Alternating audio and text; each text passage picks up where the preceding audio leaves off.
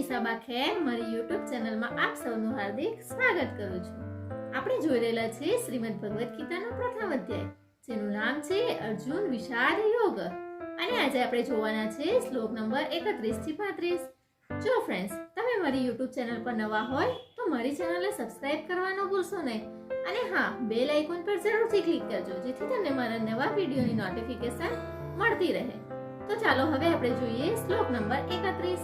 નિમિત્તાની ચ પશ્યામિ વિપરીતાની કેશવ ન ચ શ્રેયો અનુપશ્યામિ હત્વા સ્વજનમાહવે. હે કેશવ, આ યુદ્ધમાં હું અશુભ ચિહ્નો જોઉં છું. યુદ્ધમાં મારા સ્વજનોને મારીને હું મારું કશું હિત જોતો નથી. કુળને મારીને કલ્યાણ કેવી રીતે થાય? ચાલો ફ્રેન્ડ્સ, હવે આપણે જોઈએ શ્લોક નંબર 32. ન કાક્ષે વિજયમ કૃષ્ણ ન ચ રાજ્યમ સુખાની ચ કિમ નો રાજ્યેન ગોવિંદ કિમ ભોગે જીવિતેન વા. સમગ્ર પરિવાર યુદ્ધ મોરચે ઊભો છે. યુદ્ધમાં તેમને મારીને વિજયથી મળનારું રાજ્ય અને રાજ્યથી મળનારું સુખ અર્જુનને જોઈતું નથી. તે કહે છે, હે કૃષ્ણ, હું વિજય ઈચ્છતો નથી, રાજ્ય તેમજ સુખ પણ ઈચ્છતો નથી. ગોવિંદ, મારે રાજ્ય, ભોગ અથવા જીવનથી પણ શું પ્રયોજન છે? આ અંગે તે કહે છે. ફ્રેન્ડ્સ, તો હવે આપણે જોઈએ શ્લોક નંબર 33.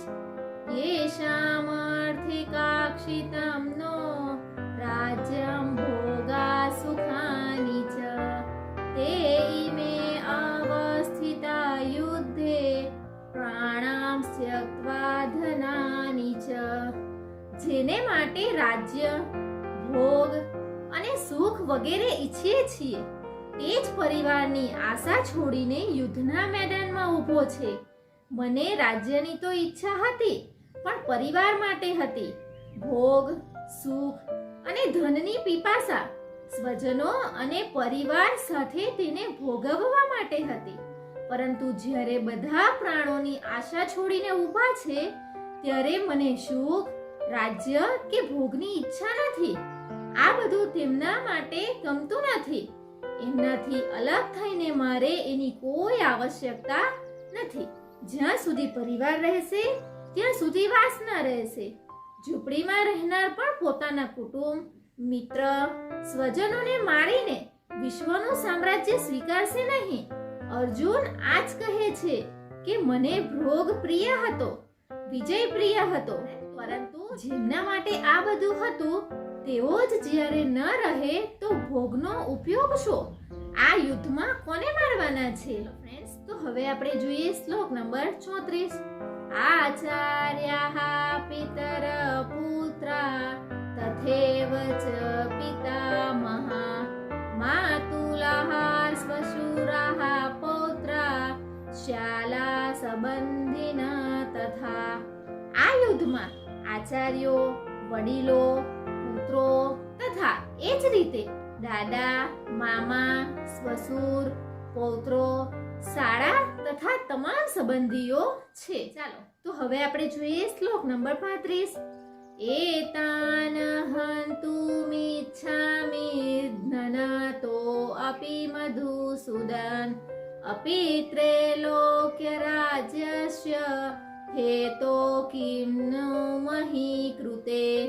હે મધુસૂદન, ભલે તેઓ મને હણી નાખે, 3 લોકના રાજ્યને ખાતર હું તેમને હણવા ઈચ્છતો નથી, તો આ ભૂમિને ખાતર તો કેમ જ હણવા? રક્ષોહિણી સેનામાં અર્જુનને પોતાનો પરિવાર જ દેખાયો. આટલા બધા સ્વજનો વાસ્તવમાં કોણ છે? હકીકતમાં તો અનુરાગ જ અર્જુન છે. ભજનના આરંભમાં પ્રત્યેક અનુરાગીની સમક્ષ આ જ સમસ્યા રહી છે. બધા ઈચ્છે છે કે ભજન કરીને તે પરમ સત્યને મેળવીએ, પરંતુ કોઈ અનુભવી સદ્ગુરુની છત્રછાયામાં કોઈ અનુરાગી જ્યારે ક્ષેત્રજ્ઞ સંઘર્ષ સમજે કે પોતે કોની સાથે લડવાનું છે, ત્યારે તે હતાશ થઈ જાય છે. તે ઈચ્છે છે કે પોતાના પિતાનો પરિવાર, સસુરનો પરિવાર, મામાનો પરિવાર, સ્નેહીજનો, મિત્રો, ગુરુઓ બધા સાથે રહે, બધા સુખી રહે અને આ બધાની વ્યવસ્થા કરતા પરમાત્મા સ્વરૂપની પ્રાપ્તિ પણ કરી લઈએ. પરંતુ જ્યારે એને સમજાય કે આરાધનામાં અગ્રેસર થવા માટે પરિવાર છોડવો પડે, આ સંબંધીઓનો મોહ ત્યાગવો પડે, ત્યારે તે અધીર થઈ જાય છે. મહારાજજી કહેતા હતા કે મરવું અને સાધુ થવું બંને બરાબર છે. સાધુ માટે દુનિયામાં બધા જીવિત હોઈ શકે, પરંતુ ઘરવાળાના નામ પર કોઈ નથી હોતા. જો કોઈ હોય તો તે લગાવ છે. મોહ સમાપ્ત ક્યાં થયો છે? લગાવનો સંપૂર્ણ ત્યાગ, મોહનું સહ-અસ્તિત્વ દૂર થતા વિજય નિશ્ચિત બને છે. આ સંબંધોનો વિસ્તાર એટલે જ જગત. અન્યથા જગતમાં આપણું શું છે? તુલસીદાસ કહચિદ વિલાસ જગ બુઝત બુઝત બુઝે. મનનો વિસ્તાર જ જગત છે. યોગેશ્વર શ્રી કૃષ્ણે પણ મનના પ્રસારને જ જગત કહીને સંબોધન કર્યું છે. જેણે આ પ્રભાવને રોકી લીધો તેણે સચરાચર જગતને જીતી લીધું છે. માત્ર અર્જુન અધીર હતો એવી વાત નથી. અનુરાગ તો બધાના હૃદયમાં છે. પ્રત્યેક અનુરાગી અધીર થાય છે. એને સંબંધી યાદ આવવા માંડે છે. પહેલા એ વિચારતો કે ભજનથી કઈ લાભ થશે, એમની સાથે રહીને સુખ ભોગવીશું. પરંતુ એ લોકો સાથે જ ન રહે તો સુખ લઈને પણ શું કરવાનું? અર્જુનની દ્રષ્ટિ રાજ્ય સુખ પૂરતી સીમિત હતી. તે ત્રિલોક્યના સામ્રાજ્યને જ સુખની પરાકાષ્ઠા સમજતો હતો. તો આગળ પણ કોઈ સત્ય છે એની જાણકારી અર્જુનને હમણાં નથી.